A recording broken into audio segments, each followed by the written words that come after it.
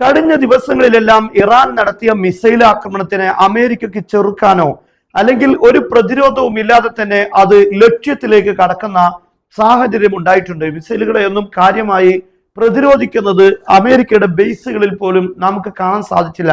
ഇതിന് പ്രധാനപ്പെട്ട ചില കാരണങ്ങളുണ്ട്.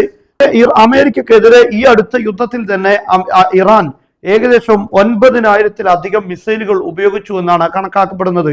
ഈ മിസൈലുകളെല്ലാം ഇന്റർസെപ്റ്റ് ചെയ്യാൻ വേണ്ടി അമേരിക്ക അവരുടെ താഡ്, പാട്രിയറ്റ് തുടങ്ങിയ പ്രതിരോധ സംവിധാനങ്ങളിൽ ഉപയോഗപ്പെടുത്തി അതിനുള്ള വലിയ ക്ഷാമം ഇപ്പോൾ അമേരിക്ക നേരിടുന്നു. അതുകൊണ്ട് തന്നെ അത്തരത്തിലുള്ള മിലിറ്ററി അസറ്റുകൾക്ക് നേരെയുള്ള ആക്രമണങ്ങൾക്ക് പോലും പ്രതികരിക്കേണ്ടതില്ല, അതെല്ലാം അതിന്റെ ലക്ഷ്യത്തിലേക്ക് പതിക്കട്ടെ എന്ന തീരുമാനത്തിലേക്കാണ് അവസാനം അമേരിക്ക എത്തിയത്.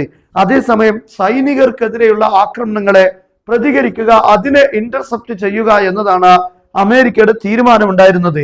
അതുകൊണ്ടാണ് അവസാന നിമിഷത്തിൽ ഇറാൻ അവരുടെ മിലിറ്ററി, അവരുടെ സൈനിക ക്യാമ്പുകൾക്ക് നേരെ, സൈനിക ബറാക്കുകൾക്ക് നേരെ, അവരുടെ താമസ കേന്ദ്രങ്ങൾക്ക് നേരെ ആക്രമണം നടത്തിയത്. നമുക്കറിയാം, ഈ അവസാന ദിവസങ്ങളിലെ ആക്രമണങ്ങളൊക്കെയും കൂടുതലും സൈനികർക്ക് നേരെയുള്ള ആക്രമണമായിരുന്നു. അതുകൊണ്ടാണ് സൈനികരുടെ മരണവും പരിക്കുകളും കൂടുതലായി റിപ്പോർട്ട് ചെയ്തത്.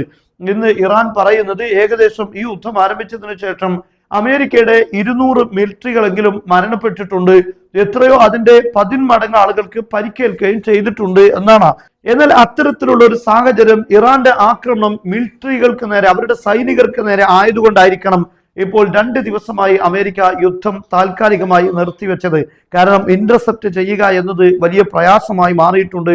അതേ സമയത്ത് സൈനികർക്ക് നേരെയുള്ള ആക്രമണങ്ങൾ ഒരിക്കലും അമേരിക്കക്ക് താങ്ങാൻ പറ്റാത്ത പ്രതിസന്ധിയും ഉണ്ടാക്കും. അതുകൊണ്ട് തന്നെ താൽക്കാലികമായി യുദ്ധം വേണ്ട എന്ന തീരുമാനത്തിലേക്കാണ് ഇപ്പോൾ അല്ലെങ്കിൽ അമേരിക്ക സ്വന്തമായി നീങ്ങിയിരിക്കുകയാണ്.